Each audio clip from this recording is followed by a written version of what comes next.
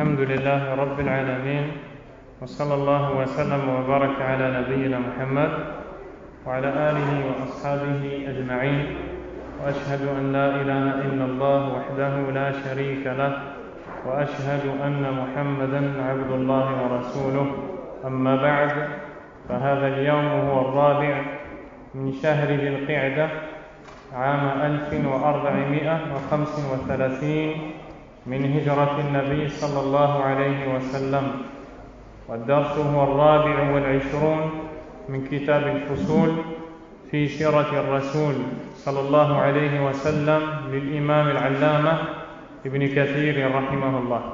Nous sommes le 30 août 2014 et aujourd'hui, Inch'Allah, nous allons entrer dans la 24e leçon dans l'étude de la biographie du prophète Mohammed sallallahu alayhi wa sallam, basée sur le livre de l'imam Ibn Kathir rahimahullah ta'ala, le chapitre dans la vie du messager.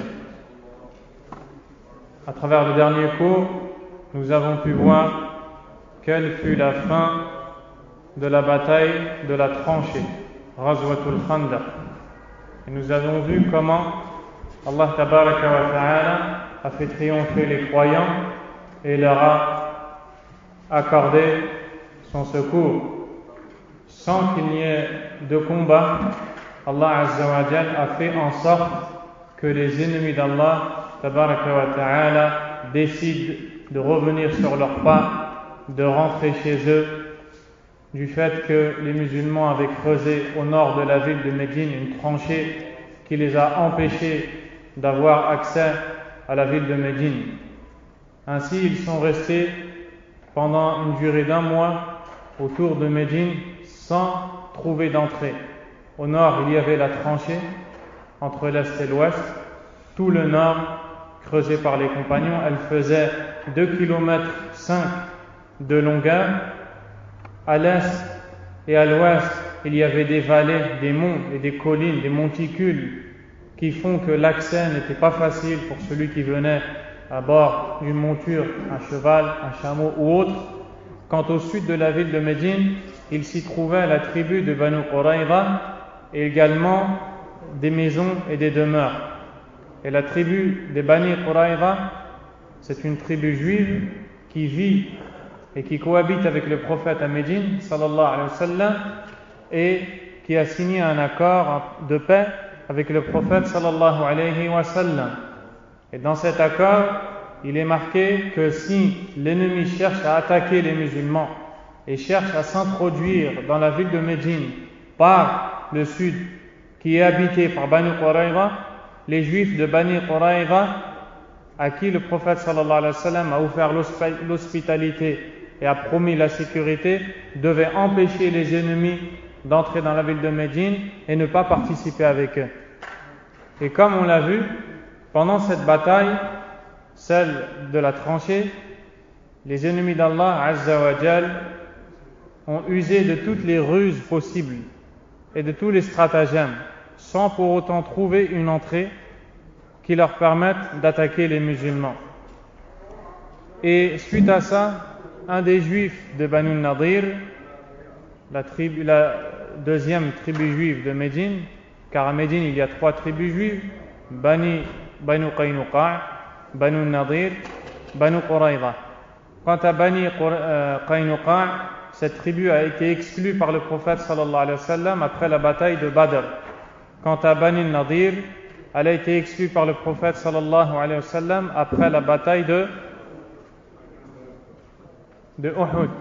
Et quant à Bani Qurayza, c'est celle dont nous allons parler aujourd'hui. Donc, un des juifs de Banu Nadir est allé voir les juifs de Banu Qurayza pour leur dire: laissez-nous entrer à Médine, donnez-nous des informations des musulmans, aidez-nous, etc. Il n'a cessé de répéter, de réitérer cette demande qui au début était refusée par les juifs de Banu Qurayza jusqu'à réussir à leur faire changer d'avis. Et donc les juifs de Banu Qurayza ont trahi les musulmans et ont été la cause d'un grand mal. Du moins, ils ont failli être la cause d'une catastrophe terrible dans la ville de Médine. si Allah tabaraka wa ta'ala ne les avait pas protégés malgré cette trahison. La bataille du fossé ou de la tranchée s'est achevée. Les ennemis d'Allah ont décidé de rebrousser chemin, de retourner sur leur pas. Le prophète sallallahu alayhi wa sallam va se laver, et pendant qu'il s'apprête à se laver ou à faire ses ablutions, Jibril alayhi salam vient le voir. Et c'est ce que nous avons lu à la fin du dernier chapitre étudié. Il lui dit: Awada'tum as-silah, avez-vous déposé vos armes? Amma nahnu falam nada' ba'du aslihatana. Quant à nous, nous n'avons pas encore déposé nos armes. De qui est-ce qu'il parle? Il parle des anges. Radiyallahu anis sahabati ajma'in. Donc, il lui dit: Unhud ila ha'ula, ya'ni Bani Qurayza. Lève-toi et dirige-toi vers ces gens-là, en faisant allusion à Bani Qurayza. C'est-à-dire que Jibril alayhi salam a ordonné au prophète sallallahu alayhi wa sallam, ou a transmis du moins l'ordre d'Allah tabaraka wa ta'ala, dirigé aux musulmans, de se lever et d'aller se venger. Le temps n'est pas encore venu pour le repos. Il y a une dernière chose à faire. Il faut aller se venger. Il faut aller faire goûter la vengeance à cet ennemi, Banu Qurayza, que vous avez accueilli, à qui vous avez offert l'hospitalité, promis la sécurité. Ils vivaient à Médine, ils y mangeaient, buvaient paisiblement, dans le calme. Ils n'étaient ni opprimés, ni victimes de quoi que ce soit de mauvais. Ils étaient sous votre protection. Ils ont décidé de vous trahir. Aujourd'hui, je vous ordonne d'aller vous venger d'eux. C'était un ordre d'Allah subhanahu wa ta'ala. Et c'est le chapitre que nous allons voir. قال رحمه الله تعالى: فصل يذكر فيه غزوة بني قريظة. فنهض صلى الله عليه وسلم من وقته إليهم، وأمر المسلمين ألا يصلي أحد صلاة العصر، وقد كان دخل وقتها إلا في بني قريظة. فراح المسلمون أرسالا أي جماعات، وكان منهم من صلى العصر في الطريق، وقالوا لم يرد منا رسول الله صلى الله عليه وسلم ترك الصلاة، إنما أراد تعجيل السير. وكان منهم من لم يصلي حتى غربت الشمس، ووصل إلى بني قريظة فلم يعنف صلى الله عليه وسلم واحدا من الفريقين. Ibn Kathir rahimahullah ta'ala entre dans le chapitre de la vengeance infligée à la tribu des Bani Qurayza. Il dit: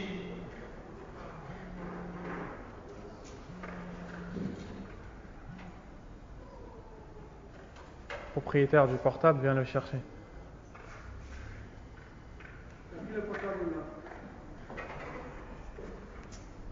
Sans attendre le prophète sallallahu alayhi wa sallam marcha sur les Bani Qurayza, c'est-à-dire prenait la direction des habitations de cette tribu Bani Qurayza. Il défendit aux musulmans d'accomplir la prière du Asr, dont l'heure était déjà arrivée avant d'être parvenus sur les terres des Bani Qurayza. Les musulmans s'élancèrent par groupes, certains accomplissant la prière du Asr en chemin, en expliquant que le messager d'Allah sallallahu alayhi wa sallam n'avait pas voulu qu'ils délaissent la prière, mais seulement les inciter à accélérer le pas. D'autres, en revanche, ne prièrent qu'après être arrivés sur les terres des Bani Qurayza. Mais après le coucher du soleil, le prophète sallallahu alayhi wa sallam ne condamna ni les uns ni les autres. On nous enseigne ici que lorsque le prophète sallallahu alayhi wa sallam leur a ordonné de se diriger vers la tribu des Bani Qurayza pour se venger de cette trahison dont ils étaient les auteurs, le prophète alayhi salatu wa sallam leur a dit, ce hadith est rapporté par l'imam al-Bukhari, il est également rapporté par l'imam Muslim, selon Abdullah ibn Umar radiyallahu anhuma, que le prophète alayhi salatu wa sallam leur a dit: La yusalliyanna ahadun minkum al-asra illa fi Bani Qurayza. que l'un d'entre vous n'accomplisse la prière du Asr que seulement lorsqu'il est à Bani Qurayza. C'est-à-dire, dépêchez-vous. Dès maintenant, dépêchez-vous, allez vers la tribu des Juifs et ne priez que là-bas. L'un d'entre vous ne doit prier que quand il sera arrivé à Bani Qurayza, en sachant que l'heure de la prière était déjà entrée. Malgré le fait que l'heure de la prière était déjà entrée, le prophète sallallahu alayhi wa sallam leur a dit immédiatement, dépêchez-vous en direction de Bani Qurayza et que l'un d'entre vous ne prie la prière du Asr qu'une fois là-bas. Et un problème s'est posé en chemin. Quel est-il? Les compagnons radiyallahu anhum se sont exécutés, ils ont obéi. Et ici, avant de poursuivre, on voit le degré de soumission du prophète sallallahu alayhi wa sallam, puisqu'il reçoit l'ordre d'Allah à travers l'envoi de Jibril alayhi salam de se diriger vers Bani Qurayza. Ils venaient de passer un mois où ils étaient assiégés, ils étaient affamés, le vent était glacial, certains d'entre eux peut-être étaient malades dans la difficulté. Ils n'avaient pas eu le temps de se reposer que Jibril est descendu pour leur dire Allah vous ordonne d'aller vous venger. Le prophète alayhi salatu wa salam immédiatement, non seulement met en pratique, mais ordonne à ses compagnons, malgré le fait que l'heure du Asr est arrivée, que l'un d'entre vous ne prie le Asr qu'une fois arrivé à Bani Qurayza. Les compagnons également se sont exécutés. Ils ont pris la route et ont commencé à cheminer en direction de Bani Qurayza. Mais en cours de route est apparue une divergence entre les compagnons sur la question: est-ce qu'il faut que l'on s'arrête pour accomplir la prière du Asr puisque le temps est entré? Et Allah tabaraka wa ta'ala a dit dans le Coran: Inna salata kanat 'ala al-mu'minina kitaban mawquta. La prière demeure pour les croyants à des temps prescrits, bien déterminés. Ou bien faut-il d'abord aller à Bani Qurayza et une fois arrivé sur place, même si on sort du temps de la prière, y accomplir la prière du Asr? Ils se sont divisés en deux groupes. Le premier groupe a adopté l'avis qu'il fallait prier en route, parce qu'il ne faut pas sortir la prière de son temps légal. Et le deuxième groupe a dit il faut que l'on prie à Bani Qurayza, car l'ordre du prophète sallallahu alayhi wa sallam est on ne peut plus clair. Il nous dit que l'un d'entre vous ne prie le Asr qu'une fois à Bani Qurayza. Nous ne sommes pas à Bani Qurayza, nous ne devons pas prier le Asr. Même si on arrivait en retard et on sortait du temps légal du Asr, car c'est le prophète sallallahu alayhi wa sallam qui nous a donné cet ordre. Le premier groupe a dit non.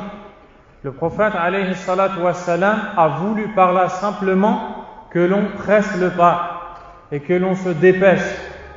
Et dans le cas où le temps légal de la prière va sortir, on doit s'arrêter et prier à l'heure. Donc, le premier groupe a prié en route, le deuxième groupe a prié une fois arrivé à Bani Qurayza et donc est sorti de l'heure. Cette divergence, elle est connue et elle est rapportée par l'imam al-Bukhari, rahimahullah ta'ala. Maintenant, Ibn Kathir, rahimahullah, va nous citer les différents avis et juger celui qui voit être l'avis prépondérant, l'avis retenu. Il dit: قال ابن حزم رحمه الله تعالى: وهؤلاء هم المصيبون وأولئك مخطئون مأجورون وعلم الله أن لو كنا هناك لم نصلي العصر إلا في بني قريظة ولو بعد أيام. قلت: أما ابن حزم فإنه معذور لأنه من كبراء الظاهرية ولا يمكنه العدول عن هذا النص. Ibn Kathir rahimahullah ta'ala dit: Ibn Hazm c'est un grand savant, affirma que ceux qui retardèrent la prière jusqu'à leur arrivée chez les Bani Qurayza, obéissant à la lettre au prophète sallallahu alayhi wa sallam, mais effectuant le Asr après leur prescrite, eurent raison d'agir ainsi. Donc on voit que l'avis qui a été choisi par le savant Ibn Hazm c'est que les compagnons qui n'ont prié qu'une fois arrivés à Bani Quraïda sont ceux qui ont eu raison. Et ceux qui n'ont pas eu raison sont ceux qui ont prié en cours de route par peur de sortir la prière de son temps. C'est l'avis d'Ibn Hazm. Les autres, selon lui, eurent tort de prier en route, désobéissant ainsi au messager.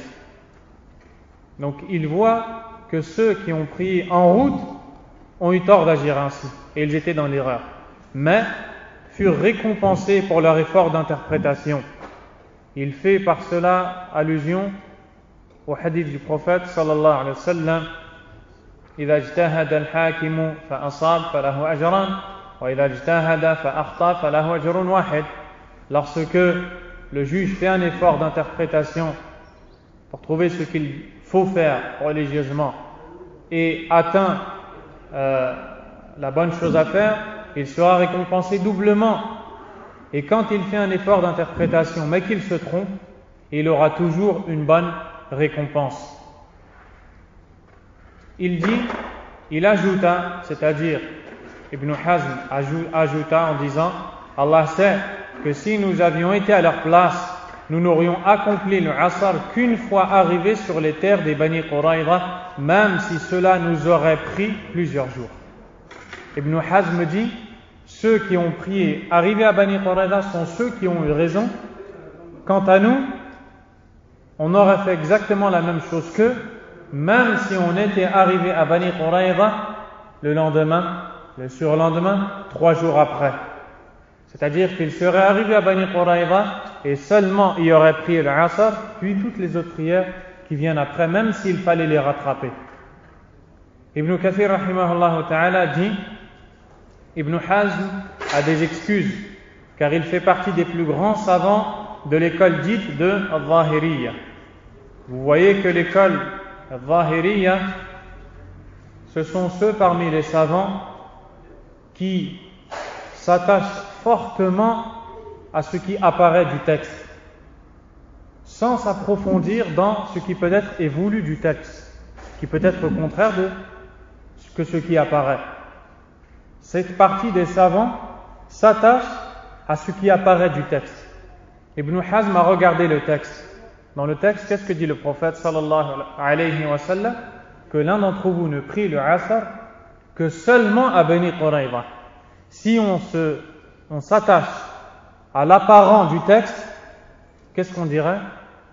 Il apparaît qu'on n'a pas le droit de prier tant qu'on n'est pas arrivé à Bani Quraïda.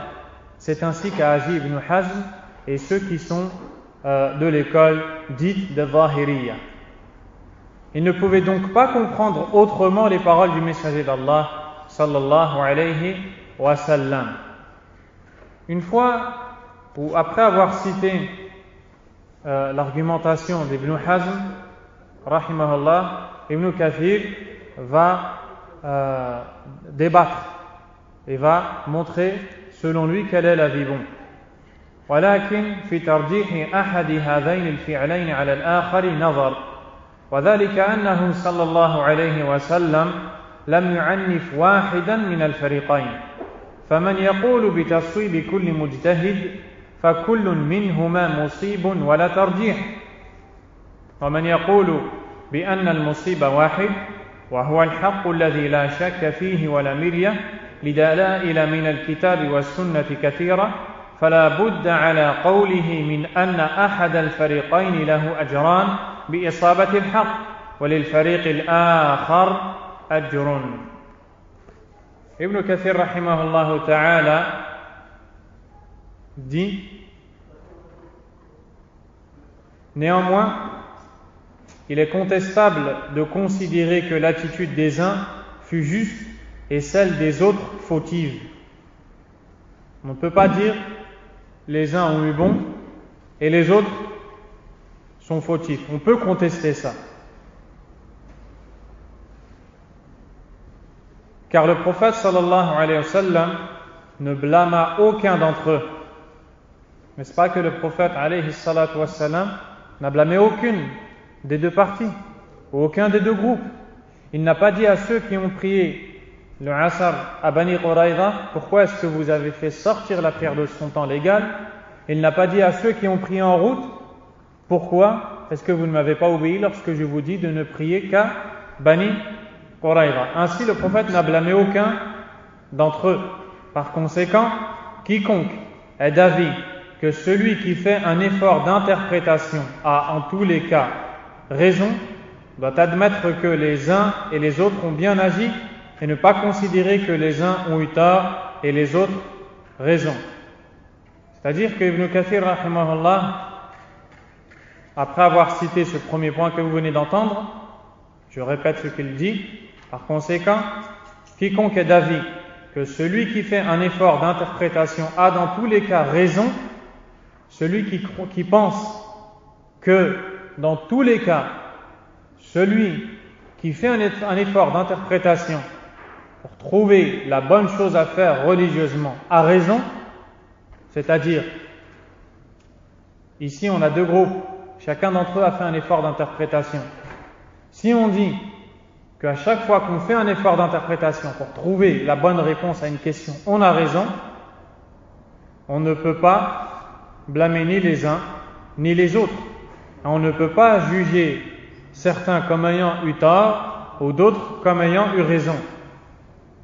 Et ne peut pas considérer que les uns ont eu tort et les autres raison.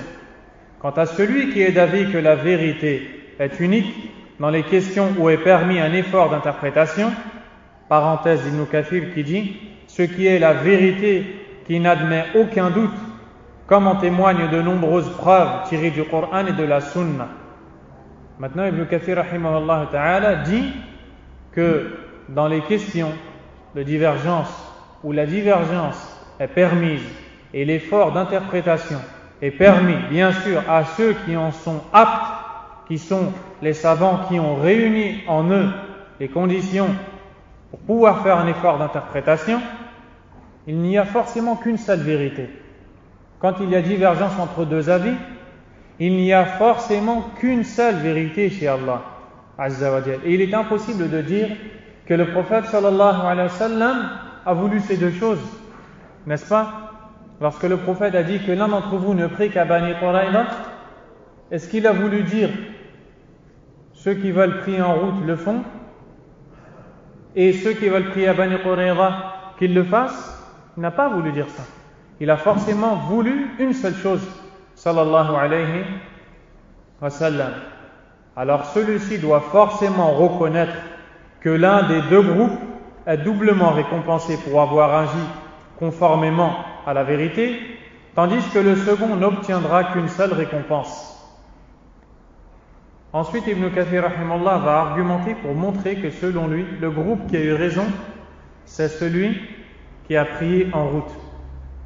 فنقول وبالله التوفيق الذين صلوا العصر في وقتها حازوا قصب السبق لأنهم امتثلوا أمره صلى الله عليه وسلم في المبادرة إلى الجهاد وفعل الصلاة في وقتها ولا سيما صلاة العصر التي أكد الله سبحانه وتعالى المحافظة عليها في كتابه بقوله تعالى حافظوا على الصلوات والصلاة الوسطى سورة البقرة وهي العصر على الصحيح المقطوع به إن شاء الله من 12 قولا والتي جاءت السنة بالمحافظة عليها. Ibn Kathir rahimahullah ta'ala dit: nous affirmons donc en cherchant l'assistance d'Allah que ceux qui accomplirent le Asr à l'heure prescrite ont mieux agi que les autres. Donc selon Ibn Kathir, Ibn Hazm n'a pas adopté le bon avis.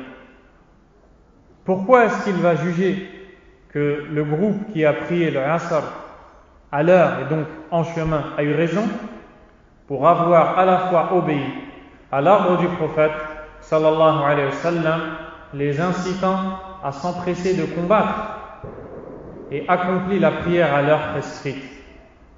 Ici, Ibn Kathir rahimahullah nous montre que ce groupe-là ne s'est pas arrêté à l'ordre du prophète sallallahu alayhi wa sallam qui leur a été donné de ne prier qu'à Bani Qurayza, mais ils ont réuni tous les ordres.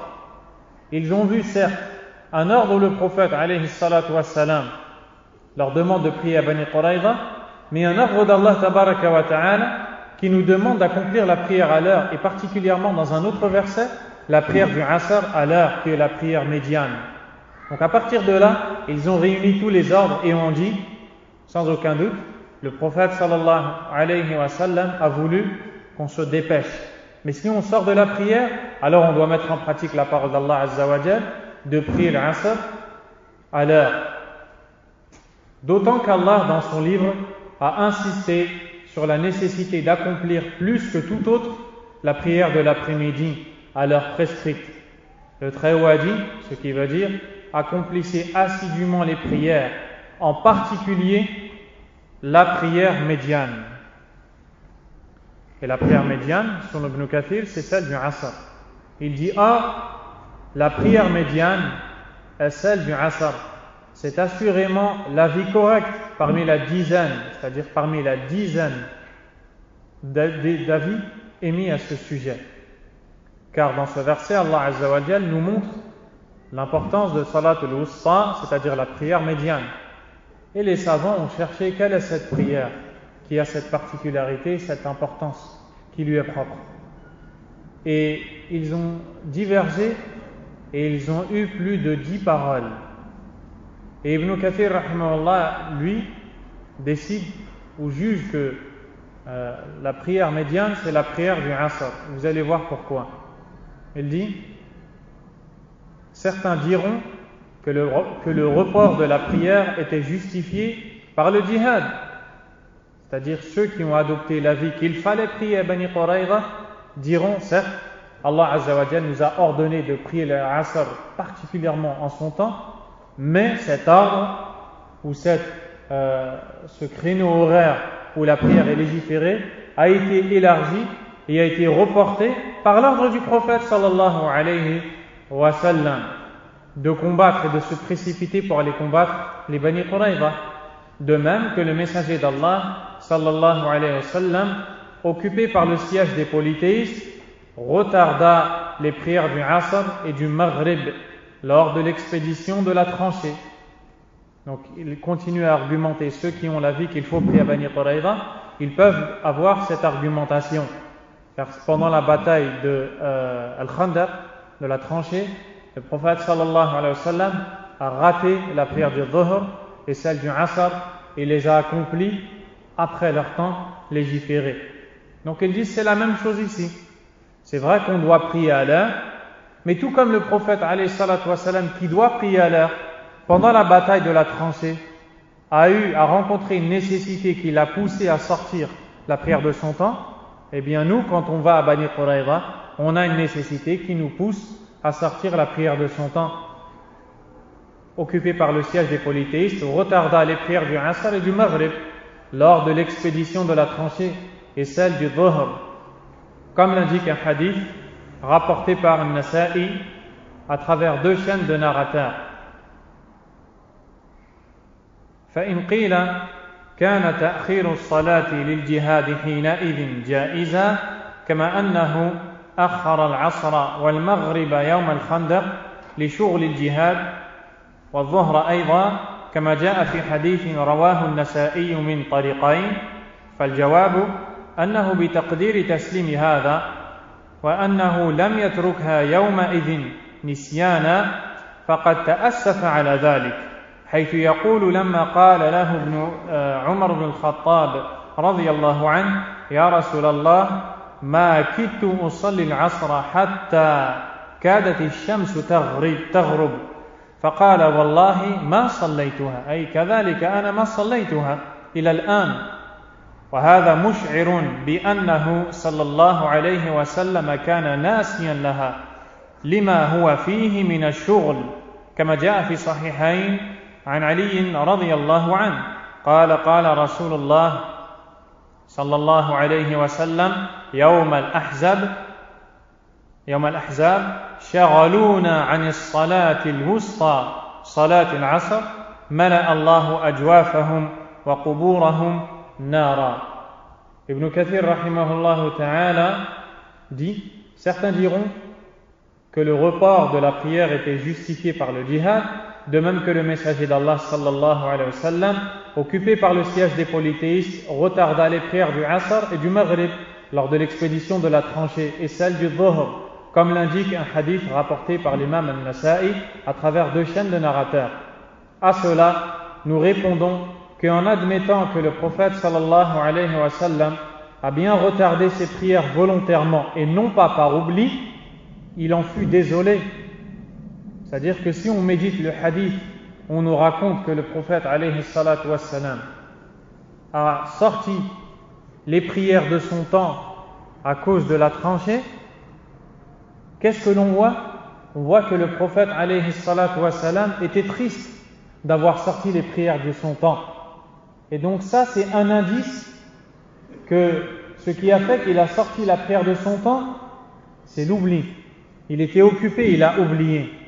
Et ce n'est que pour ça qu'il a sorti la prière de son temps. Donc on ne peut plus prendre ce hadith pour argumentation. Vous comprenez? Est-ce que vous comprenez? Il dit, donc je reprends, à cela nous répondons que, en admettant que le prophète sallallahu alayhi wa sallam a bien retardé ses prières volontairement et non pas par oubli, il en fut désolé. En effet, lorsque Omar ibn al-Khattab radiyallahu anhu lui dit, ce qui s'est dit le jour de la bataille d'Al-Khandaq: ô messager d'Allah, j'ai bien failli n'accomplir le Asr qu'après le coucher du soleil. Il répondit: par Allah, je ne l'ai pas encore accompli. Ces paroles du prophète sallallahu alayhi wa sallam laissent penser qu'il ne l'avait pas accompli par oubli, compte tenu de ce qui l'occupait à ce moment-là. Ainsi, Al-Bukhari et Muslim rapportent dans leurs recueils authentiques d'après Ali que le prophète sallallahu alayhi wa sallam a dit, lorsque les coalisés firent le siège de Médine: ils nous ont détournés de la prière médiane, la prière du Asr, qu'Allah remplisse leur corps et leur tombe de feu. Donc on voit que le prophète sallallahu alayhi wa sallam, à cause des ennemis d'Allah qui les ont assiégés autour de la ville de Médine, a oublié de prier. Et donc quand Omar est venu, il lui a dit: ô messager d'Allah, j'ai failli prier en dehors de l'heure. Le prophète alayhi salatu wassalam lui a dit: moi je n'ai même pas encore prié. Puis il a invoqué Allah azza wa jal contre les kuffars, car c'est à cause d'eux qu'il a sorti la prière de son temps. Donc on ne peut pas prendre cette argumentation pour dire qu'il fallait prier à Bani Qurayza. Ça c'est l'argumentation de l'imam Ibn Kathir rahimahullah tabaraka wa ta'ala.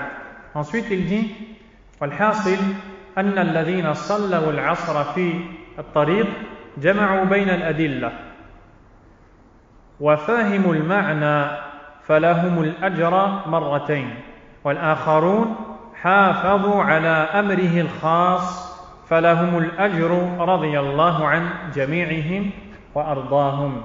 Et pour conclure, il dit: ceux qui accomplirent le Asr en chemin ont donc agi conformément aux différents textes et ont bien compris le sens de l'ordre qui leur fut donné.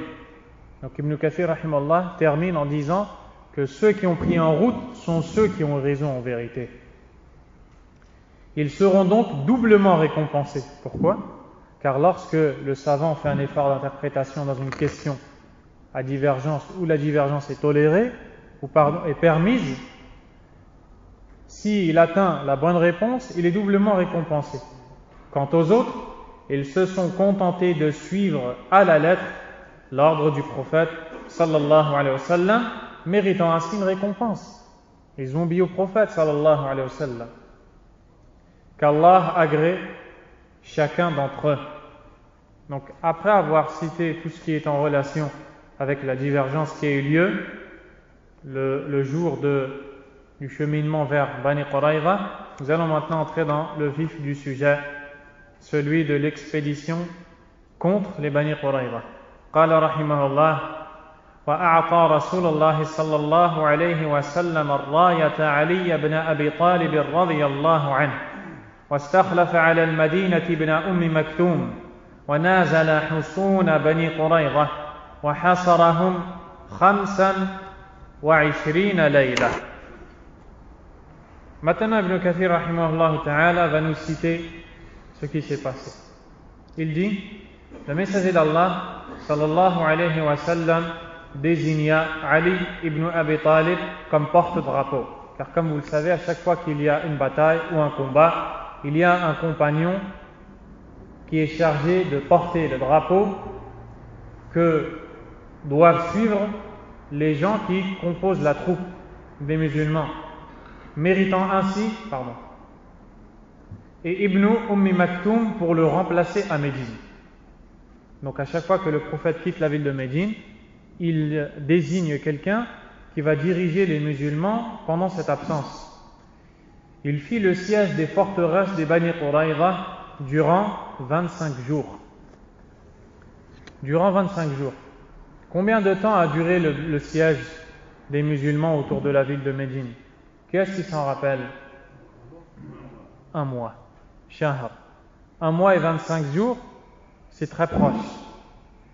Et donc, le Cheikh Abdul Razzaq ibn Abd al-Muhsin al-Abbad, hafidhahum Allah, a dit ici qu'on remarque que la durée de ce siège est proche de la durée du siège que les kuffars de Mecca ont infligé aux musulmans.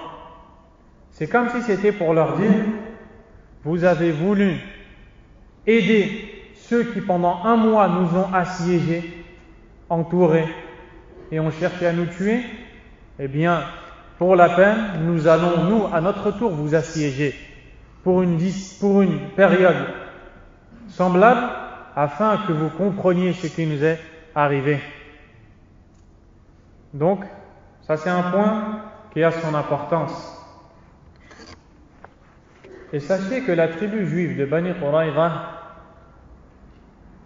parmi les 3 tribus, Bani Qaynuqa', Bani al-Nadir, Bani Quraïza, cette tribu, la dernière, est la plus dangereuse pour les musulmans.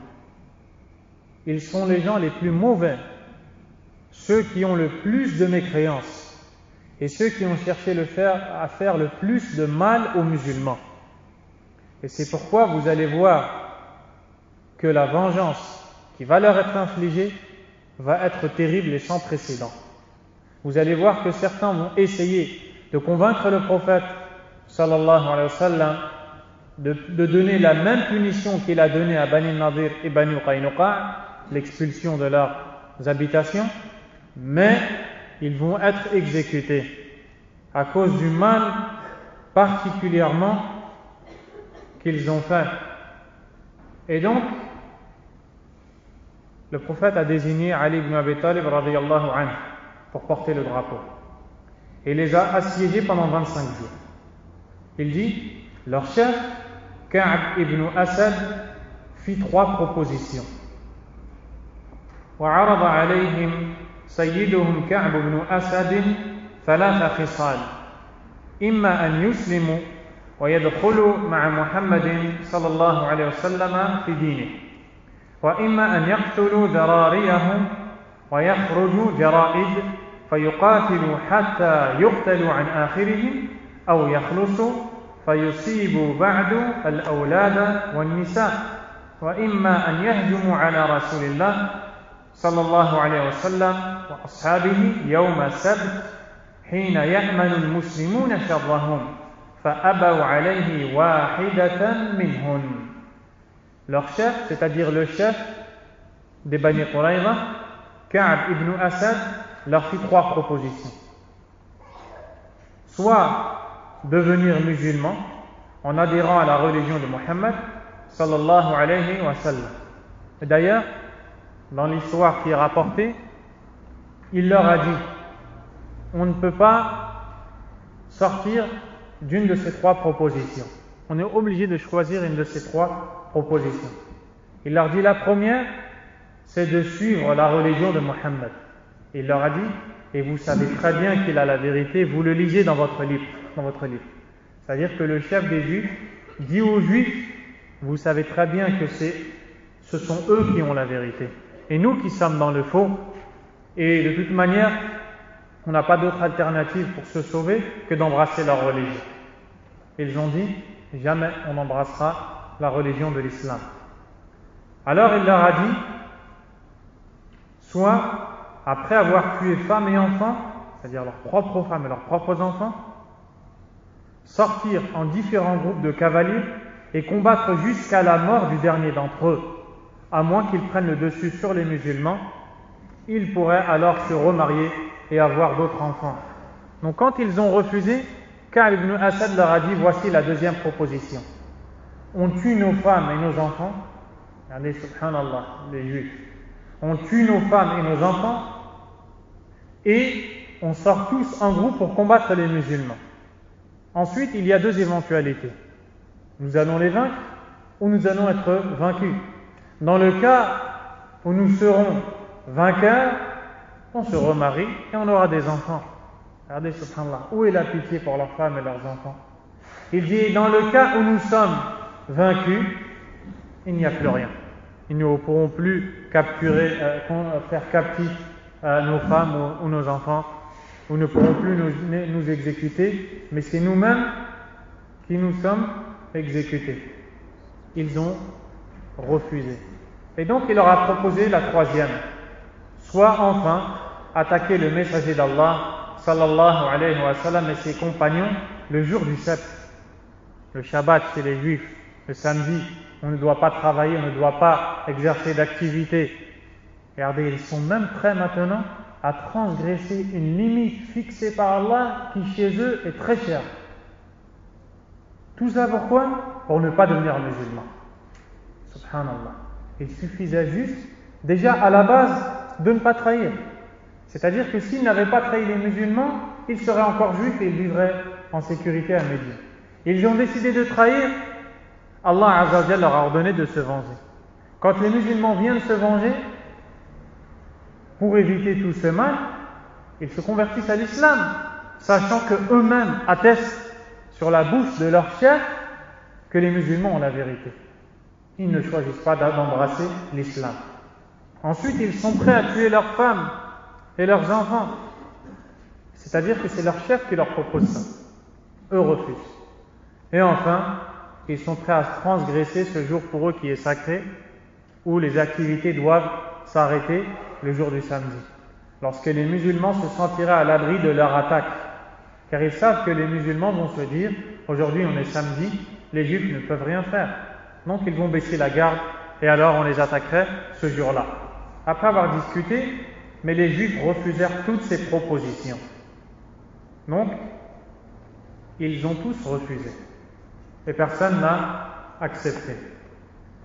قال وكان قد دخل معهم في الحصن حيي بن أخطب حين انصرفت قريش لأنه قد كان أعطاهم عهدا بذلك حتى نقضوا العهد وجعلوا يسبون رسول الله صلى الله عليه وسلم ويسمعون أصحابه ذلك فأراد رسول الله صلى الله عليه وسلم أن يخاطبهم فقال له علي رضي الله عنه لا تقرب منهم يا رسول الله خشية أن يسمع منهم شيئا فقال لو قد رأوني لم يقولوا شيئا فلما رأوه لم يستطع أحد منهم أن يتكلم بشيء.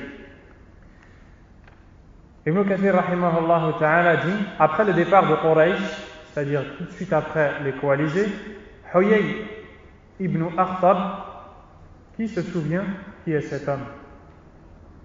Qui est cet homme? C'était celui des Bani Nadir qui est allé voir les Bani Qurayza et qui a discuté avec leur chef Ka'b ibn Asad pour essayer de les convaincre de trahir les musulmans. Il leur a dit, dans le cas où les musulmans ne sont pas vaincus, je viendrai avec vous dans vos forteresses. Après le départ de Quraysh, Huyay ibn Akhtab, comme il s'y était engagé afin de les convaincre de rompre leur pacte, était entré avec eux dans leur forteresse. Les Juifs se mirent alors à insulter le messager d'Allah sallallahu alayhi wa sallam suffisamment fortement pour être entendu de ses compagnons. Le messager d'Allah sallallahu alayhi wa sallam voulut alors s'adresser à eux. Donc le prophète alayhi salatu wa sallam maintenant veut aller voir les Bani Qurayza. Ali radiyallahu anhu lui demanda de ne pas s'approcher de leur mur, de crainte qu'ils n'entendent leur insulte. Regardez, subhanallah, les compagnons, comment est-ce qu'ils donnent de la valeur à leur prophète sallallahu alayhi wa sallam. Ils ne veulent pas que le prophète sallallahu alayhi wa sallam entende des gens l'insulter. Tellement que pour eux, c'est une chose qui est grave. Mais le prophète alayhi salatu wa sallam sait que si les juifs savent qu'il est là, ils vont arrêter de l'insulter. Ils ne l'insulteront jamais en face. Alayhi salatu wa sallam. Il dit alors, s'il m'avait vu, il n'aurait rien osé dire. Et de fait, lorsqu'ils le virent, nul parmi eux n'osa prononcer un seul mot. Le prophète s'approche d'eux, il voit le prophète, alayhi salatu wa sallam, et il s'arrête de l'insulter. Comment pourrait-il l'insulter? Alors qu'il se remémore l'arrivée du prophète à Médine. Vous vous souvenez de la hijra? L'arrivée à Médine. Première chose qu'il fait, il contracte un pacte avec eux pour cohabiter dans la paix. Et il leur dit, vous êtes ici en sécurité, vous n'êtes pas opprimés, on ne vous fera aucun mal. Et voici les choses que l'on doit respecter. Et donc il commence à lui donner toutes ces choses qui vont faire goûter une vie paisible, peut-être à laquelle ils n'ont jamais goûté à Bani Qurayza. Comment maintenant ils peuvent regarder le prophète dans les yeux et l'insulter? Ce n'est pas possible. Donc ils sont gênés, ils s'arrêtent de l'insulter. Sallallahu alayhi wa sallam. ثم بعث صلى الله عليه وسلم إليهم أبا لبابة بن عبد المنذر الأوسي وكانوا خلفاء الأوس فلما رأوه قاموا في وجهه يبكون رجالهم ونساؤهم وقالوا يا أبا لبابة كيف ترى لنا أي ما الحل أن ننزل على حكم محمد قال نعم وأشار بيده إلى حلقه يعني أنه الذبح ثم ندم على هذه الكلمة من وقته فقام مسرعا فلم يرجع إلى رسول الله صلى الله عليه وسلم حتى جاء مسجد المدينة فربط نفسه بسارية المسجد وحلف لا يحله إلا رسول الله بيده صلى الله عليه وسلم وأنه لا يدخل أرض بني قريظة أبدا فلما بلغ رسول الله صلى الله عليه وسلم ذلك قال دعوه حتى يتوب الله عليه فكان من أمره ما كان إلى أن تاب الله عليه رضي الله عنه. Ibn Kathir rahimahullah ta'ala dit, puis le prophète sallallahu alayhi wa sallam leur envoya Abu Lubaba ibn Abd al-Munzir de la tribu des Haus, sachant que les Bani Qurayza avaient été les alliés des Haus. Maintenant, le prophète sallallahu alayhi wa sallam va désigner un compagnon qu'il va envoyer pour aller discuter avec les Bani Qurayza pour leur dire de se rendre et que de toute façon il ne leur sera d'aucune utilité ni de ruser, ni de combattre, ni de prendre la fuite. Il vaut mieux pour eux qu'ils se rendent tout de suite car ils sont perdus et voués à l'échec. Et pour ce faire, il a envoyé quelqu'un qui est issu de la tribu des Haus qui eux-mêmes sont à la base ou étaient alliés des Bani Qurayza. Et ce dernier, c'est Abu Lubaba. En le voyant, ils se mirent à pleurer devant lui. Ils se sont dit, on a trouvé notre solution. Lui, il va intercéder pour nous. Donc on va pleurer devant lui, on va lui faire pitié, il va intercéder pour nous, et il nous arrivera la même chose qu'il est arrivé à Bani Nadir et Bani Qaynuqa, c'est-à-dire l'expulsion. Ils se sont mis à essayer de lui faire pitié. Ils se mirent à pleurer devant lui, hommes et femmes. Ils lui dirent, ô Abu Lubaba, que nous conseilles-tu? Devons-nous capituler et nous soumettre au jugement de Muhammad sallallahu alayhi wa sallam? Oui, répondit-il, en montrant ensuite sa gorge de la main pour leur indiquer qu'il serait égorgé. Et ici, Abu Lubaba a fait une erreur, radiyallahu anhu, car il a divulgué le secret du prophète sallallahu alayhi wa sallam. Quelle est la chose qui l'a poussé à divulguer ce secret? C'est la pitié qu'il a eue pour eux, pour ses anciens alliés, qu'il a vu pleurer les hommes et les femmes. Et donc il a été pris par la pitié humaine. Il leur a dit, soumettez-vous à l'ordre du prophète, alayhi salatu wassalam, puis il leur a montré sa gorge avec sa main pour leur dire vous allez être égorgés. Et donc il dit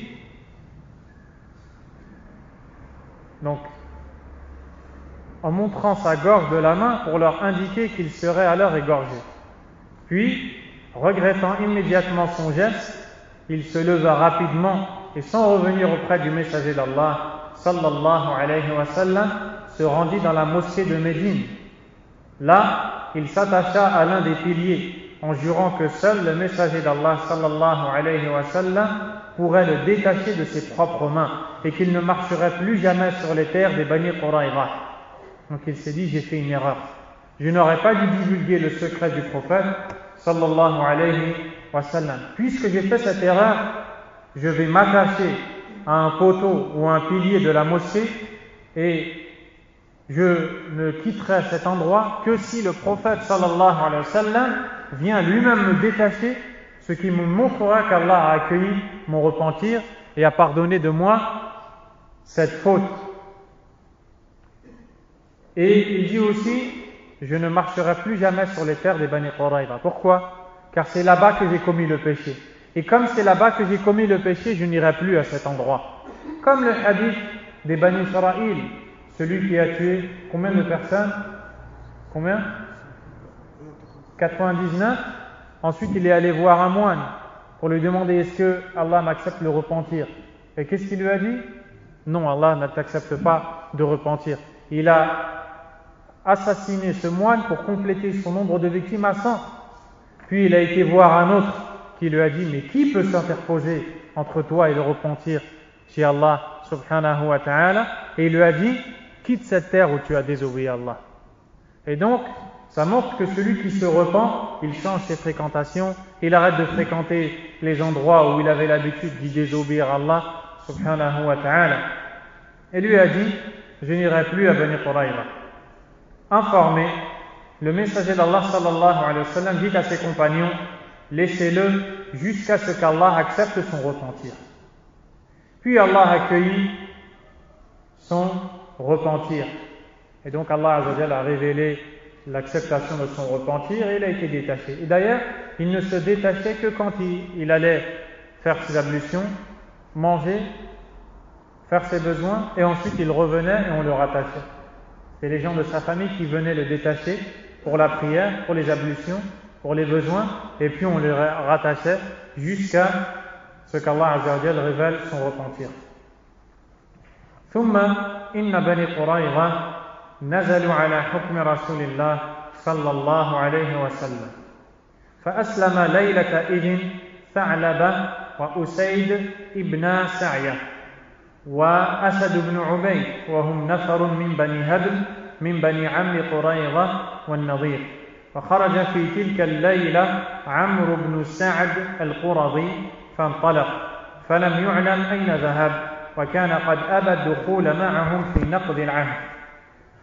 Ensuite, Ibn Kathir rahimahullah ta'ala nous dit les Bani Qurayza décidèrent finalement de capituler en se soumettant au jugement du messager d'Allah sallallahu alayhi wa sallam. Cette nuit-là, se convertirent à l'islam Tha'laba ibn Sa'ya, Usayd ibn Sa'ya et Asad ibn Ubayd, appartenant aux Bani Hadl, tribu cousine des Bani Qurayza et des Bani Nadir. Pour résumer, 3 juifs des Bani Qurayza se sont convertis à l'islam et donc ils ont hésité car ils n'avaient qu'à rentrer dans l'islam et le prophète alayhi salatu wassalam allait leur épargner ou les épargner, pardon. Il dit par ailleurs dans la même nuit Amr ibn Su'da des Bani Qurayza quitta les siens sans que l'on connaisse sa destination. On ne sait pas s'il s'est converti ou pas, mais cet homme-là, il n'est pas resté avec eux et d'ailleurs il n'a jamais accepté la trahison. Il faisait partie des Juifs, mais il leur avait dit « Je ne suis pas d'accord avec vous, on ne doit pas les trahir, on a contracté un contrat ou un pacte, on doit le respecter, donc il les a quittés. » Or, il s'était refusé à rompre avec les siens le pacte qui les liait au prophète sallallahu alayhi wa sallam. ولما نزلوا على حكمه صلى الله عليه وسلم قالت الأوس يا رسول الله قد فعلت في بني قينقاع وقد علمت قد فعلت في بني قينقاع ما قد علمت وهم حلفاء إخوتنا الخزرج وهؤلاء موالينا فقال ألا ترضون أن يحكم فيهم رجل منكم أي من الأوس قالوا بلى قال فذاك إلى سعد بن معاذ وهو سيد الأوس وكان سعد إذ ذاك قد أصابه جرح في أكحله والأكحل هو عرق في وسط الذراع قال وقد ضرب له رسول الله صلى الله عليه وسلم خيمة في المسجد ليعوده من قريب فبعث إليه صلى الله عليه وسلم فجيء به وقد وطأوا له على حمار وإخوته من الأوس حوله محيطون به وهم يقولون يا أبا عمرو أحسن في مواليك فلما أكثروا عليه قال لقد آن لسعد ألا تأخذه في الله لومة لائم. Ibn Kathir rahimahullah ta'ala dit lorsque les Bani Qurayza acceptèrent de s'en remettre au jugement du messager d'Allah sallallahu alayhi wa sallam, les Aws dirent au messager d'Allah tu as traité avec les Bani Qaynuqa qui étaient les alliés de nos frères les Khazraj comme chacun sait. Or, ceux-là étaient nos alliés. Maintenant, ils vont commencer tout doucement à essayer d'intercéder afin qu'ils ne soient pas exécutés et aussi pour que le jugement leur soit attribué à eux. Pourquoi? Car lors des Bani Qaynuqa, celui qui a décidé de leur expulsion était un des compagnons qui faisait partie de la tribu des Khazraj. Et les gens de la tribu des Aws maintenant disent au messager d'Allah il nous faut nous aussi décider comme tu as laissé les Khazraj décider pour les Bani Qaynuqa. Et il dit, le prophète alayhi salam leur répondit accepteriez-vous que l'un des vôtres décide de leur sort? Oui, répondirent-ils. Le prophète dit alayhi salam alors ce sera Sa'd ibn Mu'adh. Et subhanallah, Sa'd ibn Mu'adh est le chef des Aws. Mais particulièrement dans la bataille de Khandaq, il a été touché dans la veine médiane de la main ou de l'avant-bras, ce qui lui a fait une grande blessure. Et il s'est mis à invoquer Allah Azza wa Jal. Et il a dit, Ya Allah, il dit, oh Allah, ne me donne pas la mort jusqu'à ce que tu me réjouisses par la vengeance contre les Bani Qurayza. Et qui est-ce qui maintenant va décider du sort des Bani Qurayza? C'est cet homme-là, celui qui a fait cette invocation. Donc non seulement Allah l'a exaucé, mais lui a donné plus. C'est lui qui va juger. Donc il choisit Sa'd ibn Mu'adh. Ibn Kathir dit, or Sa'd avait été blessé au bras au cours du siège de la tranchée. Si bien que le messager d'Allah sallallahu alayhi wa sallam avait ordonné qu'il soit installé sous une tente dans la mosquée afin de pouvoir facilement lui rendre visite. Le prophète sallallahu alayhi wa sallam le fit venir de Médine. Il arriva sur le dos d'un âne sur lequel une couche avait été placée pour lui. Donc maintenant, il est malade, il est souffrant. Mais comme c'est lui qui va juger, on l'a fait quand même venir. Et on l'a fait venir sur le dos d'un âne, malgré la blessure qu'il avait. Les hommes de sa tribu, les Aws, se mirent alors à l'entourer en lui disant « Ô Abu Amr, montre-toi bienveillant envers ceux qui ont été tes alliés. » C'est-à-dire que comme c'est lui qui va décider, ils sont en train de leur dire certes, décide de leur sort, mais sois muhsin, sois bienveillant ou bienfaisant. C'est-à-dire, ils essayent qu'ils ne décident pas de les exécuter. Et lui, qu'est-ce qu'il fait? Lorsqu'il a vu que les gens ont insisté, devant leur insistance, il leur dit « Le temps est venu pour Sa'd de ne craindre les reproches de personne pour la cause d'Allah. » Ils sont tous venus pour essayer de le dissuader de juger de l'exécution.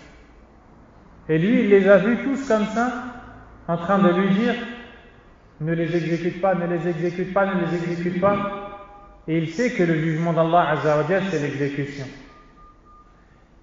Et l'un d'entre nous, dans une situation semblable, pourrait se dire, je connais la vérité, mais si je juge de la vérité, tous ces gens-là vont m'en vouloir, ils vont me blâmer. Et lui, en les regardant comme ça, il se dit, le temps est venu de juger selon les lois d'Allah Azza wa Jal, sans prêter attention aux critiques, aux reproches de quiconque parmi les gens. Et c'est ainsi que doit être le croyant. Le croyant ne doit pas être sentimental, c'est-à-dire qu'il ne doit pas faire quelque chose ou juger quelque chose en se basant sur ce que lui dictent ses sentiments. Puisque ça fait pitié, alors je vais faire telle et telle chose. Et puisque je suis en colère, je vais faire telle et telle chose. Et comme j'aime cette personne, je vais lui faire telle et telle chose. Non, il ne doit pas agir selon ses sentiments.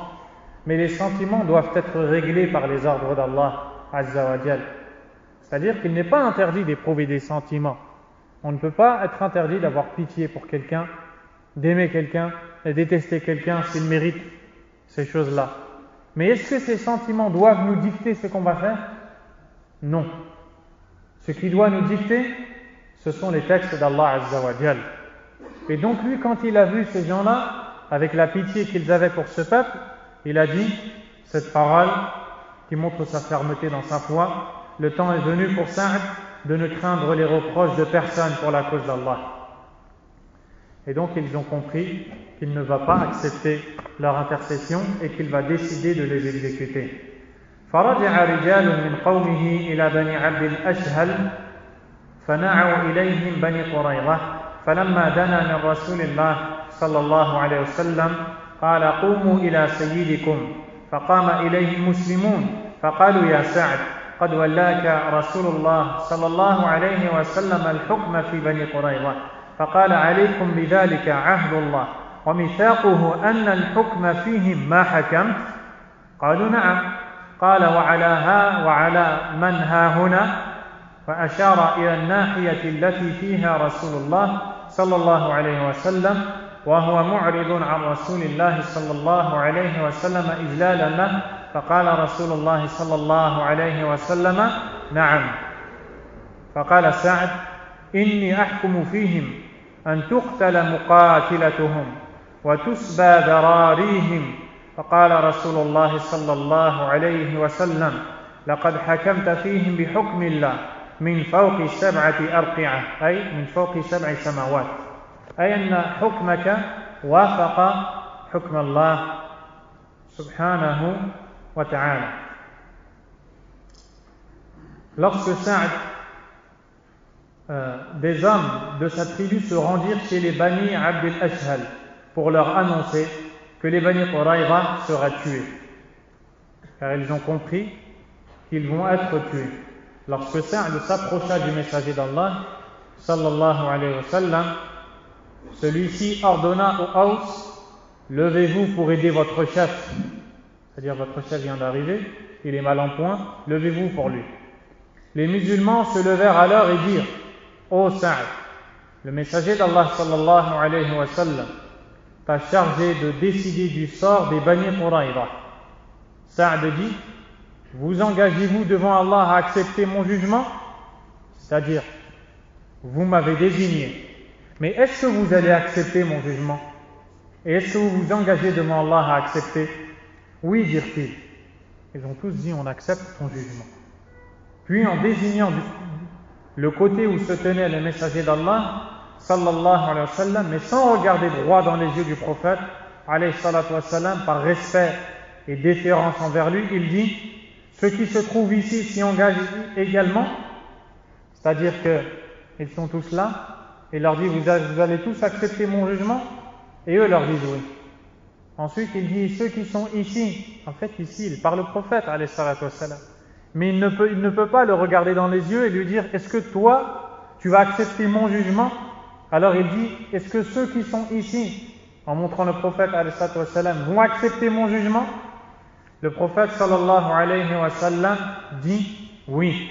Sa'd dit alors, voici mon jugement.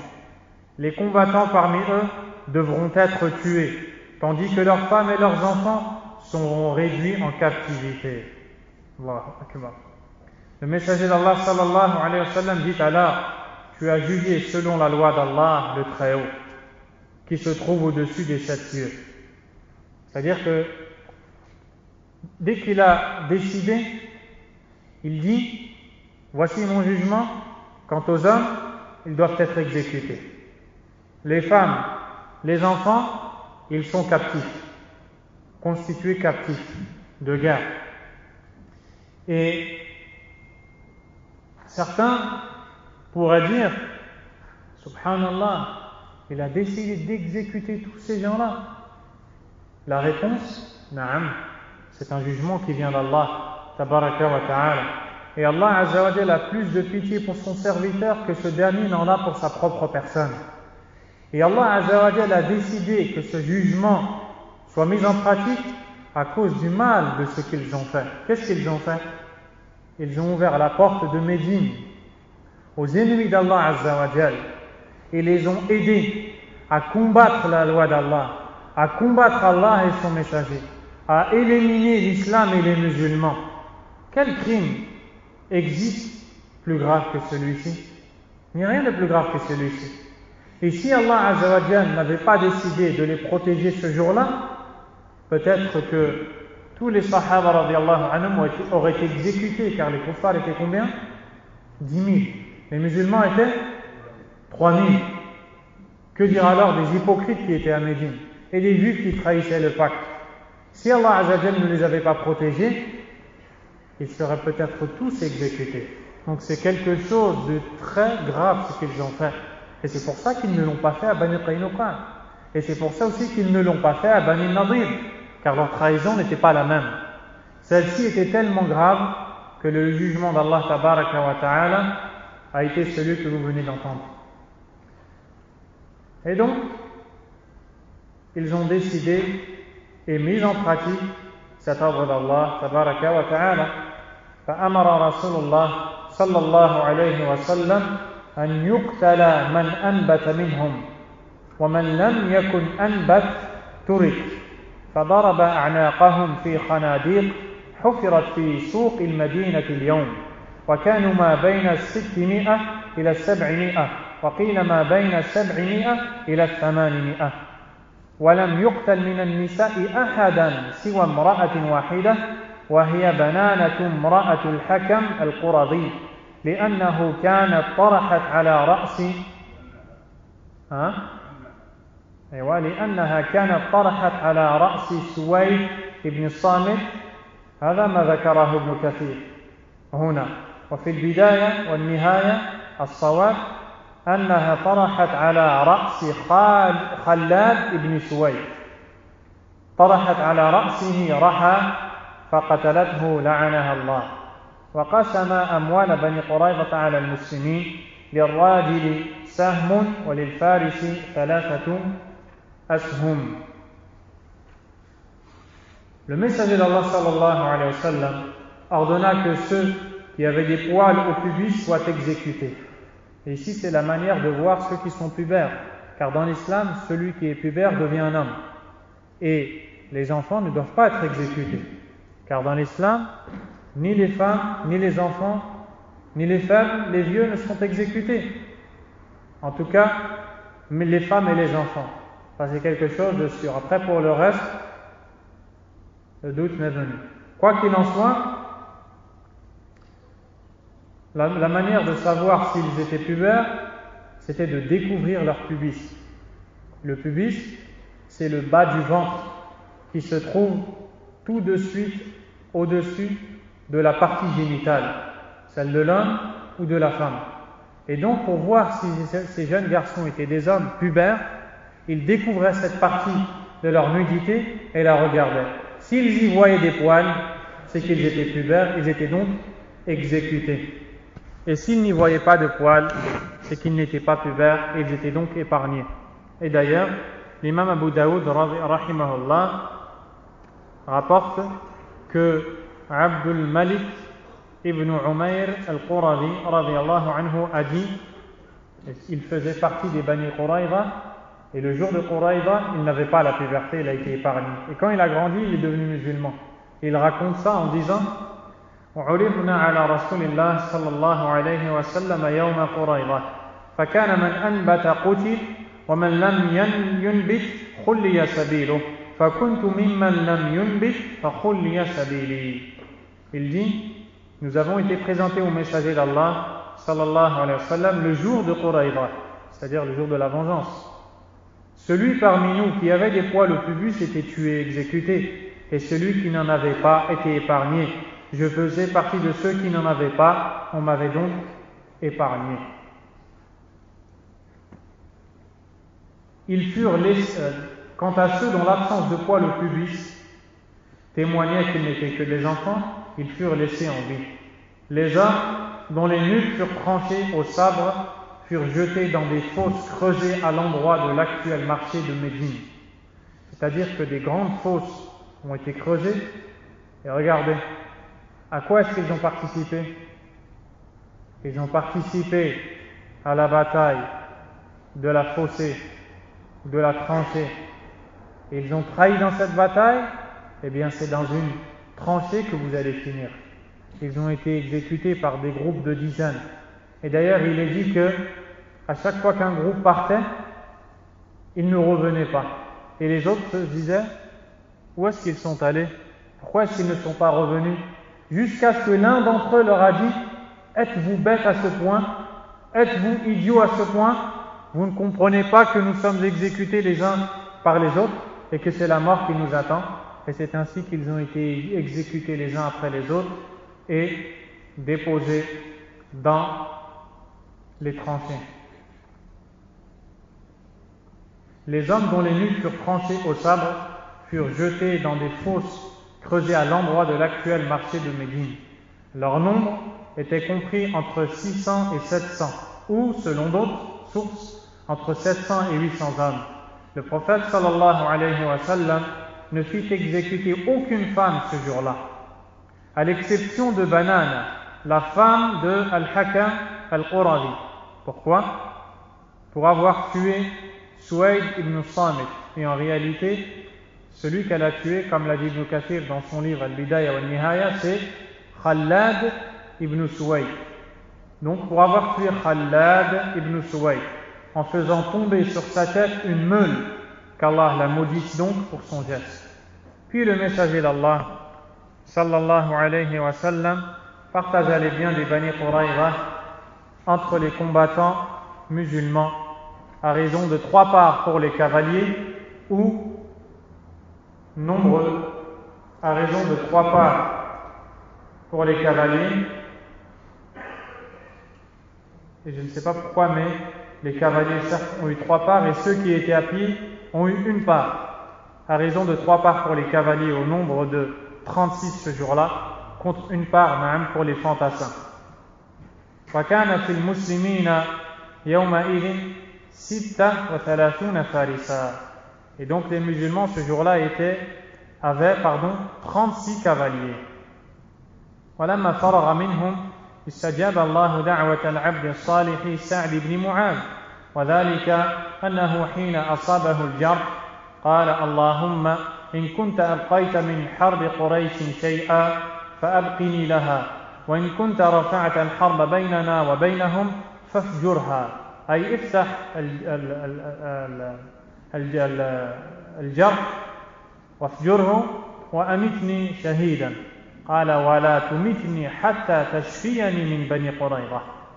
وكان صلى الله عليه وسلم قد حسم جرحه فانفجر عليه فمات منه رضي الله عنه وشيعه رسول الله صلى الله عليه وسلم والمسلمون وهو الذي اهتز له عرش الرحمن فرحا بقدوم روحه رضي الله عنه وأرضاه. وقد استشهد يوم الخندق ويوم قريظة نحو 10 رضي الله عن جميعهم آمين. C'est ainsi que Ibn Kathir rahimahullah termine ce chapitre en disant: Allah avait donc exaucé l'invocation de son serviteur vertueux Sa'd ibn Mu'adh, qui lorsqu'il fut blessé avait dit: Ô Allah, et cette invocation est rapportée par Al-Bukhari, si tu as décrété la poursuite de la guerre contre Quraysh, alors prolonge ma vie afin que j'y participe.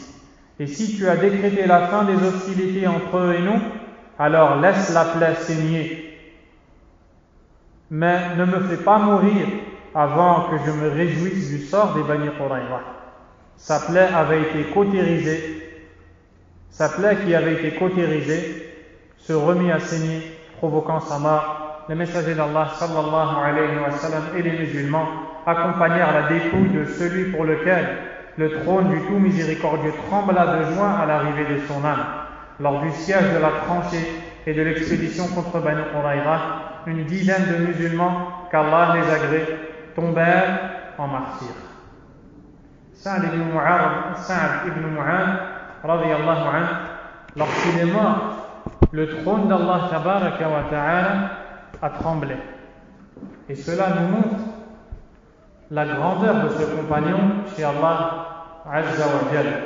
Et on apprend aussi que les compagnons doivent être aimés par les croyants. Et personne ne doit détester les compagnons radiyallahu anhu. Surtout lorsque l'on lit toutes ces positions ou toutes ces scènes qu'ils ont rencontrées avec le prophète sallallahu alayhi wa sallam. C'est ainsi que la vengeance des Bani Qurayza s'est terminée. On s'arrête ici, Inch'Allah, tabaraka wa ta'ala, et on reprend samedi prochain. Wallahu a'lam, Inch'Allah. Wa sallallahu wa sallam wa baraka ala nabiyyina Muhammad wa ala alihi wa sahbihi ajma'in. Subhanaka Allahumma wa bihamdik. Ashhadu an la ilaha illa ant. Astaghfiruka wa atubu ilayk. Jazakumullahu khairan.